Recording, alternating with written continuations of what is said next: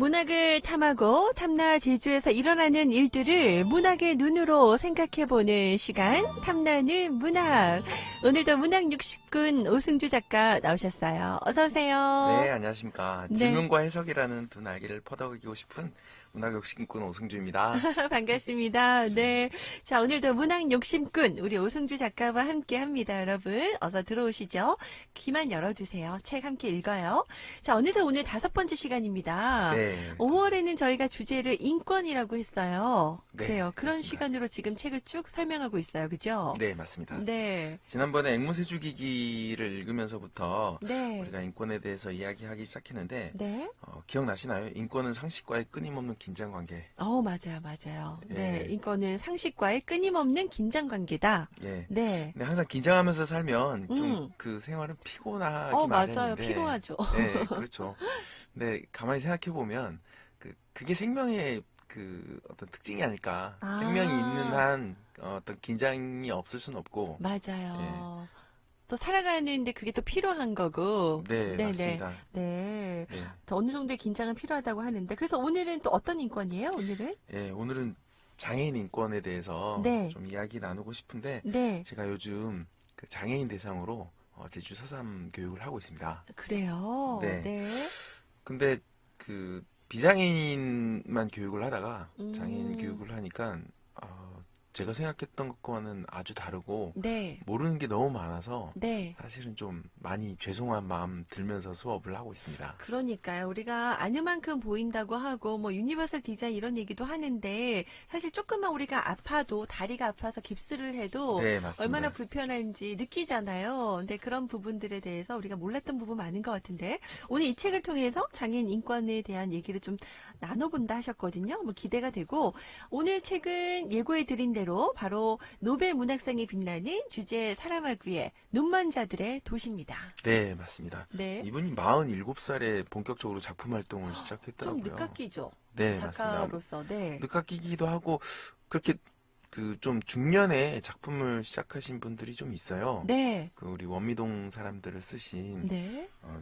갑자기 작가님이 기억이 안 나는데 네. 그분도 거의 50, 60에 썼고 예, 그래서 아주 어릴 때부터 쓴 작가도 있고 중년부터 쓴 작가도 있는데 네, 네. 어쨌든 인생의 경험이 더 많이 묻어나니까 음. 읽는 맛이 좀 있을 수 있는데 이 책은 100쇄가 팔렸어요. 백쇄? 100쇄 기념판이라고 하는데 아마 독자분들이 100쇄라고 하면 뭔 말인지 잘 모를 수도 있으니까 제가 책놀이책 하면서 첫 번째 쇄를 2,000부를 찍었거든요. 네, 네. 근데 요즘은 좀 출판 불황이라 네. 뭐 1,000부 찍기도 하고 네, 네. 더 작게 찍기도 하는데 네. 이 책은 그래도 문학 작품이고 좀 큰 출판사에서 나와서 최소한 30만 부에서 50만 부 이상? 일쇄가? 아니, 다 일쇄가 합쳐서. 네, 일쇄가 한 5,000부 정도 찍었을 5,000 것으로 부. 감안하면 50만 네. 부고 네. 그보다 더 찍었다고 생각하면 그 이상이 될 수도 있죠. 보통 이제 그런데 그거를 백쇄로 찍을 만큼 전 세계적으로 많은 분들이 사랑하는 책이고 그래서 그런지 영화로도 나왔잖아요. 네, 맞습니다. 영화를 보신 분도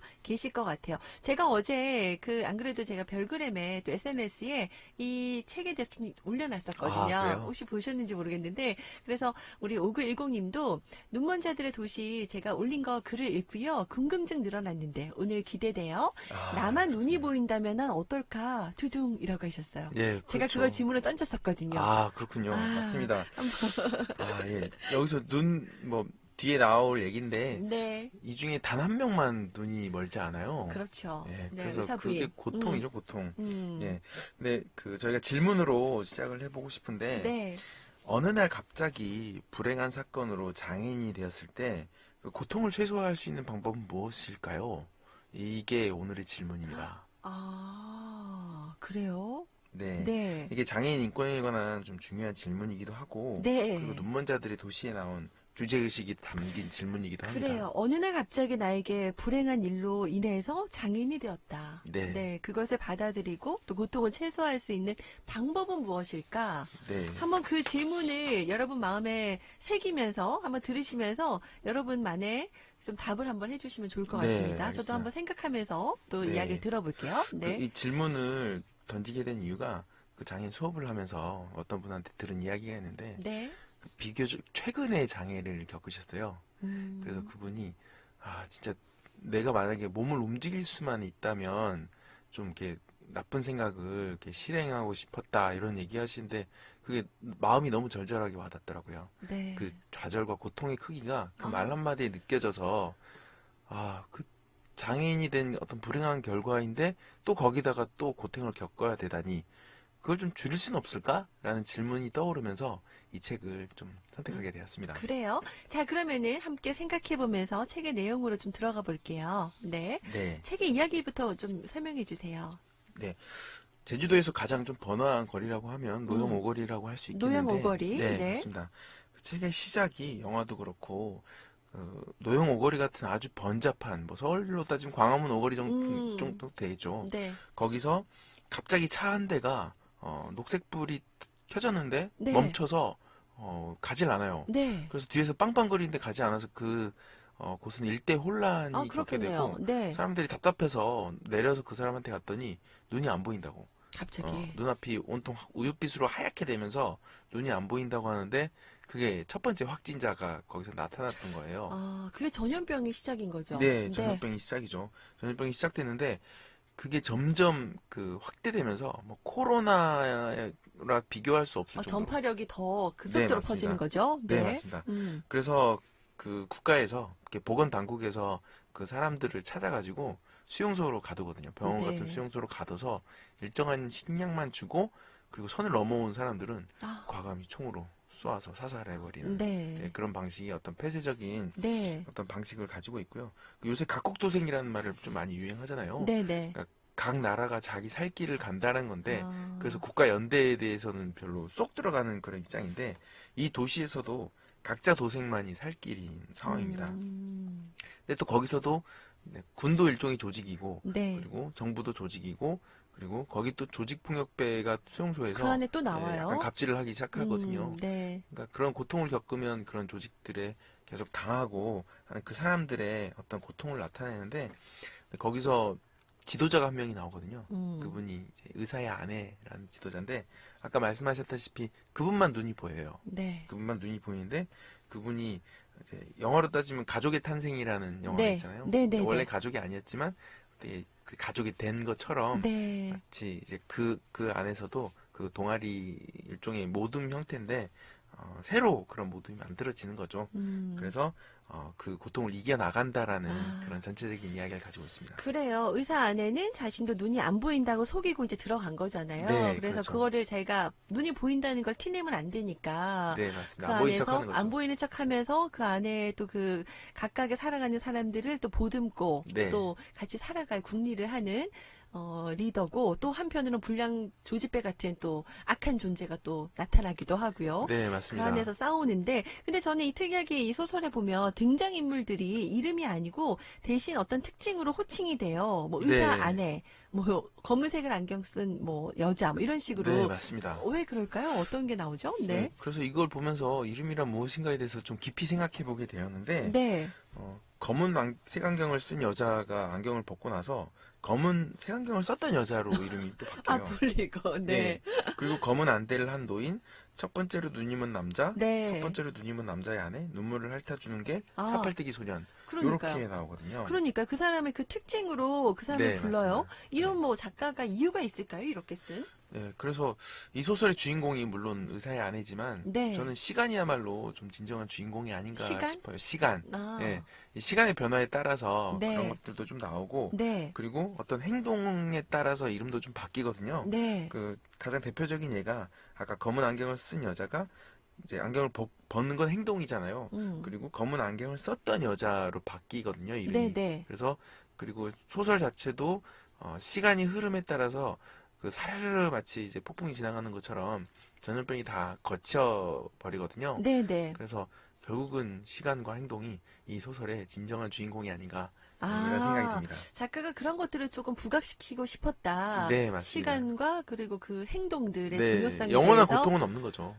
지나간다. 이 또한 네, 지나가리라. 그렇습니다. 아, 그래요. 그러면은 이제 주제 사람하고 네, 노벨 문학상까지 받은 작가인데 이 정말 풍자가 아주 매우 매섭게 사회적인 풍자가 되어 있잖아요. 네, 맞습니다. 네, 네. 우리가 코로나19로 인해서 벌어지는 여러 가지 보이는 폭력과 보이지 않는 폭력들이 네. 그 세심한 눈으로 바라보면 좀 많이 있는데요. 네. 그런 것들의 모든 형태가 이 소설에 좀 등장하고 있어요. 네, 예를 네. 들어서 국경 폐쇄라든지 아니면 사재기, 인종차별, 폭력 이런 것들은 사실 그 공포감을 이겨내지 못한 약한 마음에서 나온 행동이거든요. 네, 네. 그런 것들이 좀 많이 나오고 단지 차이점이라고 한다면 코로나19는 일부에 전염이 되지만 음. 이 눈이 안 보이는 이 시각장애를 이제 동반하는 전염병은 도시 전체가 단 한 명만 빼고 전체가 걸렸다는 거죠. 아, 그러니까요. 그 전파력도 너무 급속도로 번지고, 그런 걸 보면서 저도 좀 무서우면서 약간 좀 끔찍했어요. 그리고 이제 네, 지금 이 사회와 조금 결부되면서, 네, 전 그런 생각도 들었어요. 네. 그러니까 일부만 전염이 되면 사실 돈 많은 사람들은 뭐 좋은 집에서 음, 그리고 담장 지어놓고 이렇게 차별을 하잖아요. 근데 너는 할 것 없이 전부 이 병이 걸린다면 사실 차별할 것도 없어지는 거잖아요. 차별이 네네. 무의미해지니까 이 작가가 그런 것들을 좀 의도하지 않았냐. 지금 음, 코로나로 지금 자기는 괜찮다라고 생각하지만 이게 나중에 엄청 막강해져서 결국은, 그렇습니다. 이제 각자 도생으로 가면 안 된다는 예, 거를, 연결이 되지 않으면 네, 아무리 돈이 많은 사람들도 네, 예, 그런 병에 걸리고 그런 피해에서 벗어날 수 없다. 없다는 거. 예, 그런 경고를 담고 있는 것 같습니다. 우리 사회 전체적인 문제다라는 것들을 다시 한번 좀 인식시켜주는 것 같다. 이 책 네, 속에서의 맞습니다. 작가의 그런 메시지까지 좀 설명을 해주셨고요. 그러면은 이 부분 책 속의 문장으로 조금 만나볼까요? 네, 오늘부터 어, 문장을 좀 한번 읽어보려고 네네. 제가 가져왔습니다. 그러면 주인공의 의사의 아내, 네. 의사의 아내가 아주 매력적으로 나오는데 제가 가능할지 아, 모르겠네요. 예, 충분히 가능하십니다. 자, 오 작가님께서 의사, 또 검은색 안경을 썼던 여자를 읽어주시겠습니다. 자, 그러면은 제가 먼저 읽어드릴게요. 네, 의사의 아내가 말합니다. 다른 모든 사람이 눈먼 세상에서 눈을 가진다는 것이 어떤 의미인지 여러분은 몰라요. 알 수가 없어요. 나는 장님 나라의 여왕이 아니에요. 나는 이 무시무시한 광경을 보려고 태어난 사람일 뿐이에요. 의사가 말한다. 내가 다시 시력이 회복한다면 나는 다른 사람들의 눈을 주의 깊게 볼 거야. 마치 그들의 영혼을 들여다보는 것처럼. 아니면 그들의 마음일 수도 있고요. 이름은 상관없습니다. 바로 그때 마치 별로 교육을 받지 못한 사람에게서 예상치 못한 지혜로운 이야기를 들었을 때처럼 놀라게 되는 일이 벌어졌다. 검은색 안경을 썼던 여자가 이렇게 말했던 것이다. 우리 내부에는 이름이 없는 뭔가가 있어요. 그 뭔가가 바로 우리예요. 어머, 감정이 제대로 하셨는데요. 아, 예. 제가 마당극을 네, 좀 해가지고. 마당극을 하셨어요. 예, 네. 예. 색다른 면모를 또 오늘 발견했네요. 자, 오늘 이렇게 이제 의사, 검은색 안경을 썼던 여자 부분, 또 내레이션 소개를 좀 해드렸는데, 이름에 대해서 좀 얘기를 해주네요. 이 네, 대목을 좀 맞습니다. 골라오신 이유를 좀 더 설명해 주세요. 네. 우리가 이름에 좀 가려진 부분들이 있는데, 근데 이 눈먼자들의 도시에서 나타나는 그런 어떤 이름 명칭 사용법을 보면, 네. 우리 동양에서 덕이란 게 좀 느껴져요. 아, 더. 예, 베풀덕이란 거 있지 않습니까? 뭐, 네네. 내 덕에 산다, 이런 말들을 하는데, 네. 그 베풀 덕과 얻을 득은 정반대의 글자지만 그 기원이 똑같다고 해요. 그래서 이제 음, 중국 사람들도 그렇고 이제 고대에서는 얻을 득과 베풀 덕을 똑같은 글자로 많이 썼습니다. 네. 네. 그래서 베푼 입장에서는 이제 덕이지만 그걸 받는 입장에서 얻을 득이 되는 아, 건데, 예, 그렇네요. 그 내가 세상에 어떤 덕을 베푸느냐가 그 사람의 이름이 될 수 있다. 이렇게 음, 생각하고요. 이것을 장애인 인권의 관점에서 좀 해석하자면, 장애인의 고통 하나를 덜어주는 것은 베풀 덕이라고 할 수 있지만, 네. 그건 동시에 나의 고통을 하나 덜어주기 때문에 얻을 득이 된다는 것입니다. 그래요. 그게 이제 다른 의미 같은데 보니까 연관성이 있네요. 네, 네. 맞습니다.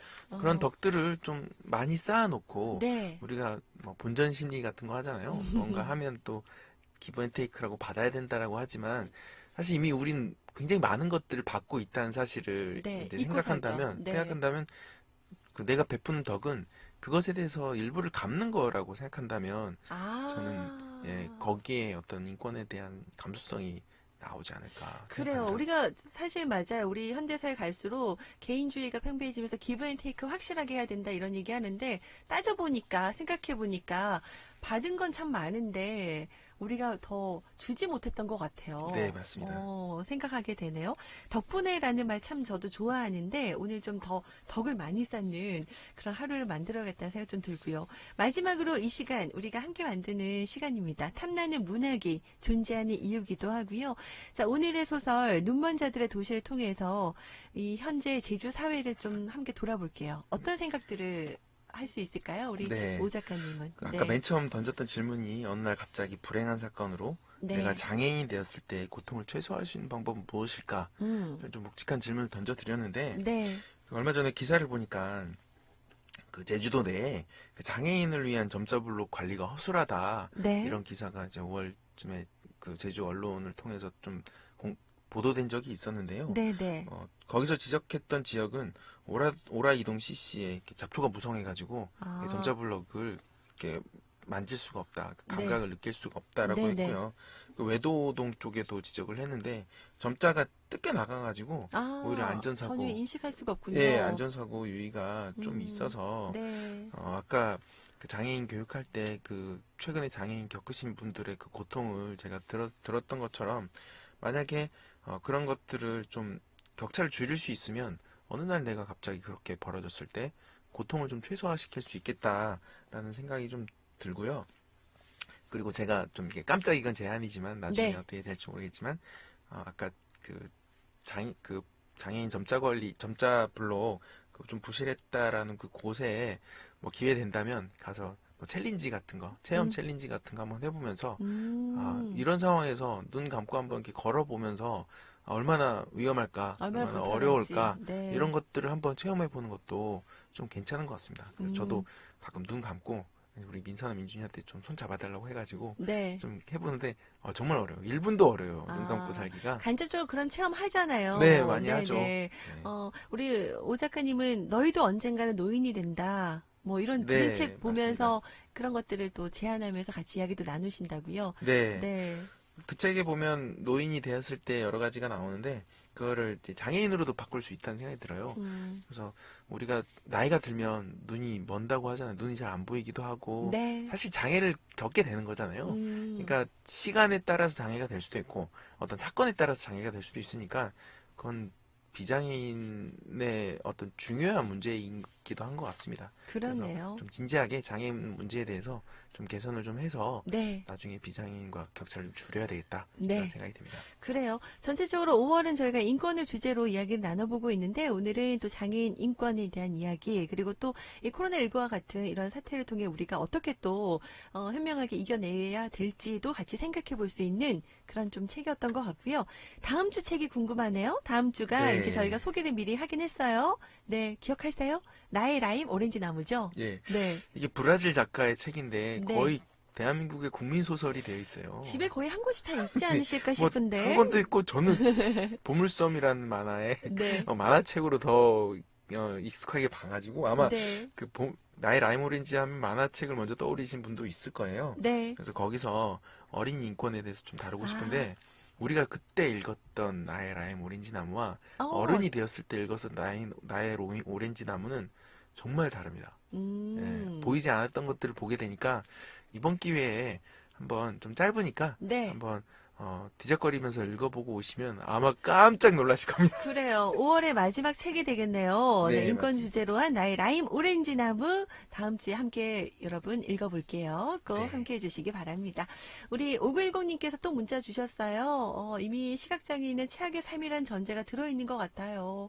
이 눈먼 자들의 도시 상황에서도 일상생활이 가능한 도시를 우리가 앞서 만든 정책을 기대해보게 됩니다. 라고 하셨어요. 그래요. 고맙습니다. 예방하는 차원에서 먼저 우리가 솔선수범해야겠습니다. 함께해 주셔서 감사하고요. 저희 그럼 다음 주에 뵙도록 하겠습니다. 고맙습니다. 네, 안녕히 계십시오.